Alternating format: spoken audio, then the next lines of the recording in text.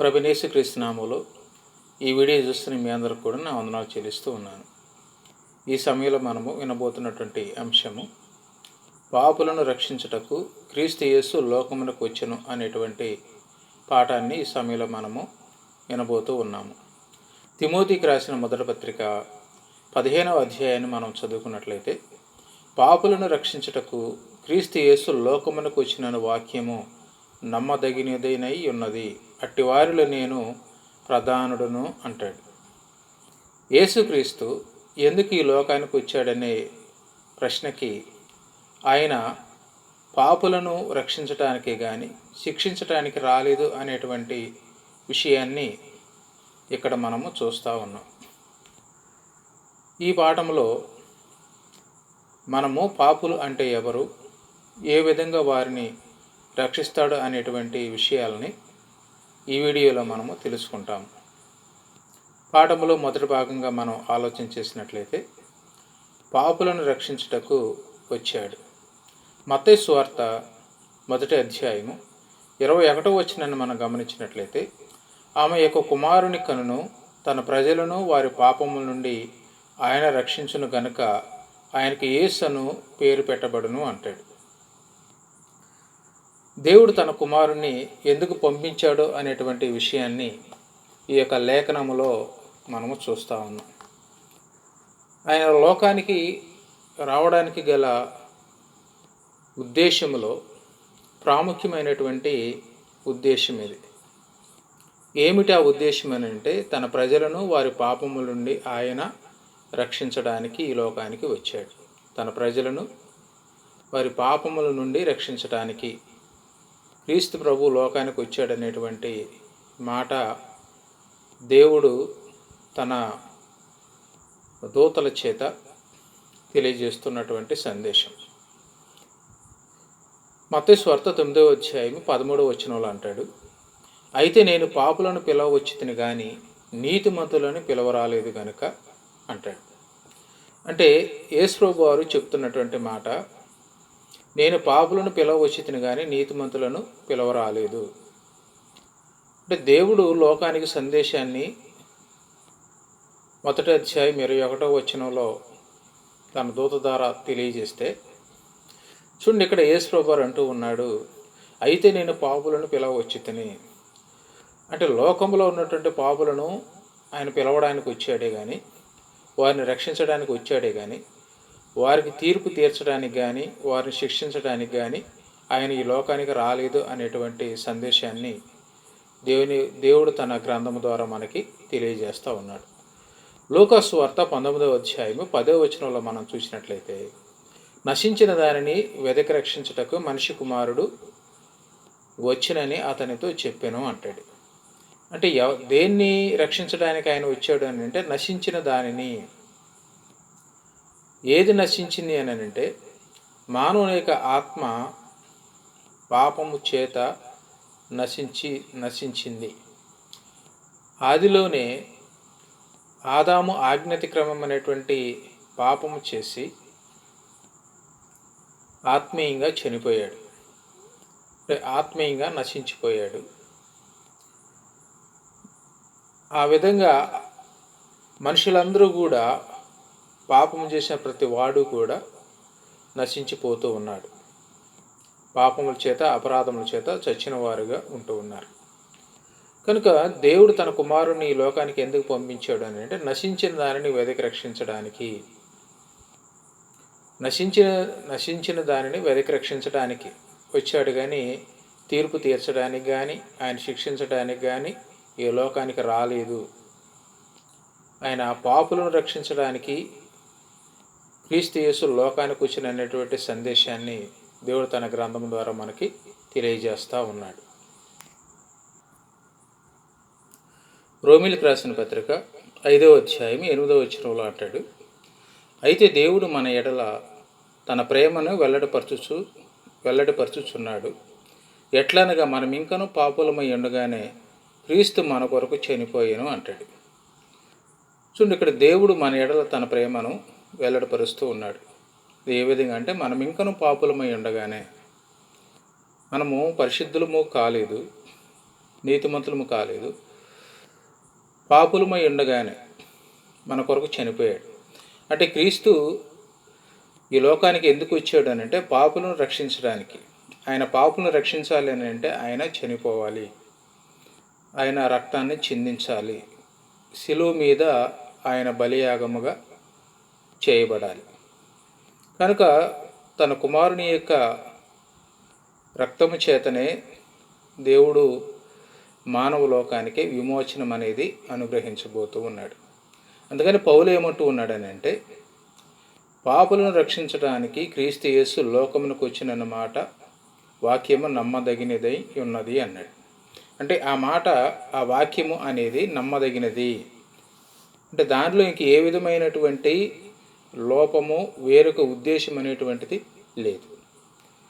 కనుక దేవుడు తన కుమారుని ఎందుకు పంపించాడు అని అంటే ఆయన లోకానికి తీర్పు తీర్చడానికి కాదు, లోకాన్ని రక్షించడానికి. లోకంలో పాపులైన వారిని తమ పాపము నుండి రక్షించడానికి క్రీస్తు యేసు లోకానికి వచ్చాడే కానీ లోకానికి తీర్పు తీర్చడానికి, పాపును శిక్షించడానికి కానీ ఆయన రాలేదు. మరికొన్ని విషయాలు రెండో భాగంలో మనము తెలుసుకుంటాము. అందరికీ వందనాలు. పాఠములో రెండవ భాగం, రోమీలకు రాసిన పత్రిక 3వ అధ్యాయము 9వ వచనాన్ని మనం గమనించినట్లయితే, అలాగైనా ఏమందము, మేము వారికంటే శ్రేష్ఠులమా, తక్కువ వారమా, ఎంత మాత్రమును కాము. యూదులేమి, గ్రీసు దేశస్థులేమి, అందరూ పాపము చేసి పాపమునకు లోనై ఉన్నారని ఇంతకుముందు దోషారోపణ చేసి ఉన్నాము అంటాడు.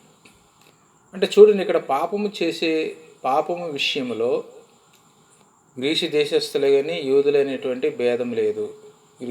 యూదులని గ్రీసు దేశస్థులు అనేటువంటి భేదం లేదు. లేకుంటే ఆ దేశము వారని, ఈ దేశము వారని, ఆ కులము వారని, ఈ కులము వారని, ఆ రంగు వారని, ఈ రంగు వారు అనేటువంటి భేదం అనేటువంటిది లేదు. అందరూ పాపం చేశారు. భూమి మీద ఉన్న ప్రతి మానవుడు కూడా పాపము చేసిన వాడే. కనుక పాపి అయినటువంటి ఆ మానవుణ్ణి రక్షించడానికి క్రీస్తు యేసు లోకానికి వచ్చాడు అనేటువంటి సందేశాన్ని పౌలు తెలియజేస్తూ ఉన్నాడు. చూడండి, ఇక్కడ 2వ అధ్యాయము, రోమీలకు రాసిన పత్రిక 2వ అధ్యాయము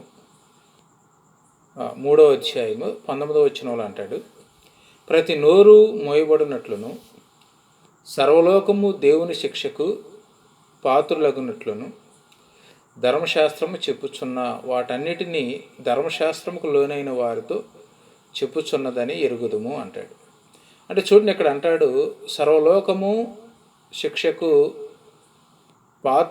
పాత్రులగునట్లుగా, పాత్రగా ఉన్నట్టుగా అంటున్నాడు. అంటే సర్వలోకము కూడా పాపం చేసి శిక్షకు పాత్రులుగా ఉన్నారు అనేటువంటి విషయాన్ని ఇక్కడ తెలియజేస్తున్నాడు. అంటే పాపం చేయటం వలన దానికి ప్రతిఫలంగా ఏమొస్తుందంటే శిక్ష. అంటే పాపము వలన వచ్చే జీతము మరణము అనేటువంటి సత్యాన్ని దేవుడు లోకానికి తెలియజేస్తున్నాడు. అంటే మనిషి పాపిగా ఉంటే శిక్ష ఉంది అని, ఆ శిక్ష నుంచి రక్షించడానికి దేవుడు తన కుమారుని పంపించాడు. అంటే పాపానికి శిక్ష అనేది విధించాలి. ఆ శిక్షను దేవుడు తన కుమారునికి విధించి పాపిని రక్షిస్తూ ఉన్నాడు. మానవుడు చేసినటువంటి పాపాన్ని దేవుడు తన కుమారుని మీద మోపి పాపిని రక్షిస్తూ ఉన్నాడు, పాపికి రక్షణ కలిగిస్తూ ఉన్నాడు. కనుక దేవుడు తన కుమారుని లోకానికి ఎందుకు పంపించాడంటే పాపులను రక్షించడానికి అనేటువంటి సందేశాన్ని పౌలు తెలియజేస్తూ ఉన్నాడు. చూడు, రోమీలకు రాసిన పత్రిక 3వ అధ్యాయం 23వ వచనంలో అంటాడు, ఇక్కడ ఏ భేదము లేదు, అందరూ పాపం చేసి దేవుడు అనుగ్రహించు మహిమను పొందలేకపోతున్నారు అంటాడు. అంటే ఏ భేదము లేదు, పాపం చేసే విషయంలో భేదం అనేది లేదు. భేదం లేకుండా చిన్న పెద్ద అంటే దానికి ఒక వయసు అనేది లేకుండా వీరే ఇలాంటి వారే పాపం చేస్తారనేటువంటి భేదం లేకుండా అందరూ పాపం చేసి అన్నాడు. అందరూ అంటే భూమి మీద ఎంతమంది అయితే మానవులు ఉన్నారో వారందరూ కూడా పాపం చేసి ఏం పొందలేకపోతున్నారంటే దేవుడు అనుగ్రహించు మహిమను పొందలేకపోతూ ఉన్నారు. ఆ మహిమ దేవుడు అనుగ్రహించే మహిమ పొందాలి అని అంటే మానవునికి దేవునికి ఏది అడ్డుముగా ఉందంటే పాపం అనేది అడ్డుగా ఉంది కనుక దేవుడు అనుగ్రహించి ఆ మహిమను పొందలేకపోతూ ఉన్నారు.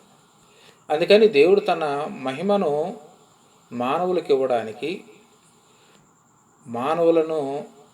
మానవులకు ఇవ్వాలి అని అంటే పాపానికి ప్రాయశ్చిత్తం అనేది జరగాలి. అందుకని పాపిని రక్షించి దేవుడు తన మహిమకు మనుషులను అర్హులుగా చేస్తూ ఉన్నాడు. అందుకని ఏమన్నాడనంటే ఏ భేదము లేదు, అందరూ పాపం చేసి దేవుడు అనుగ్రహించిన మహిమను పొందలేకపోతున్నారు. భూమి మీద ఉన్న ప్రతి మనిషి కూడా పాపం చేసి దేవుడు అనుగ్రహించిన మహిమను పొందలేకపోతున్నాడు. తను నశించిపోతూ ఉన్నాడు. పాపముల ద్వారా అపరాధముల ద్వారా చచ్చిన వారైపోతున్నారు. పాపి అయినటువంటి మానవుడితో దేవుడు సహవాసం అనేది చేయడు. కనుక దేవుడు మానవునితో సహవాసం చేయాలి అని అంటే మానవుడికి దేవునికి అడ్డుగా ఉన్నటువంటి పాపం ఏదైతే ఉందో అది తీసివేయబడాలి. కనుక దేవుడు తన కుమారుణ్ణి పాపులను రక్షించడానికి ఈ లోకాన్ని పంపించాడు, శిక్షించడానికి మాత్రం కాదు. కనుక చాలామంది కొంతమంది ఏమంటారని అంటే నమ్మి బాప్తిస్యం పొందువాడు రక్షించబడును, నమ్మని వారికి శిక్ష విధించబడును అని అంటే నమ్మని వారిని దేవుడు శిక్షిస్తున్నాడు అనేటువంటి మాటని మాట్లాడుతూ ఉన్నారు. దేవుడు నమ్మని వారిని శిక్షించడం లేదు. ఎవరైతే తాము పాపిని అని తన పాపాలను ఒప్పుకొని వారు రక్షణ పొందడం లేదు, ఎవరైతే నమ్మడం లేదు వారు ఆటోమేటిక్గా శిక్ష అనుభవిస్తూ ఉన్నారు. అది దేవుడు నమ్మనందుకు శిక్షించట్లేదు. పాపము చేయడం వలన శిక్ష అనేది వస్తుంది. దాని నుంచి రక్షించడానికి ఆయన వచ్చాడు కానీ ఆయన నీతిమంతులను శిక్షించడానికి మాత్రము రాలేదు.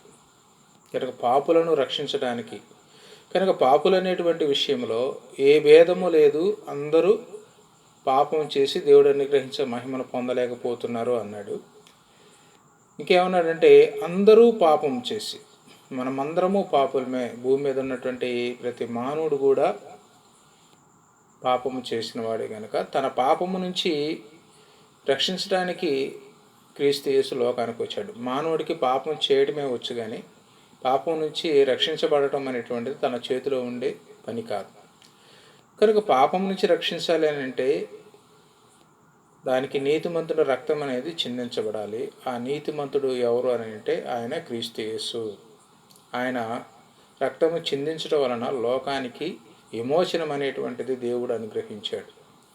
కనుక ఆయన రక్తాన్ని చిందించి ఆయన చనిపోయి మనలను పాపం నుంచి రక్షిస్తూ ఉన్నాడు. కనుక పౌలు ఏమంటూ ఉన్నాడంటే పాపులను రక్షించడానికి క్రీస్తు యేసు లోకానికి వచ్చాడు కానీ వారిని శిక్షించడానికి కాదు అనేటువంటి సందేశాన్ని దేవుడు తన గ్రంథం ద్వారా మనకి తెలియజేస్తూ ఉన్నాడు. మరికొన్ని విషయాలు 3వ భాగంలో మనము నేర్చుకుంటాం.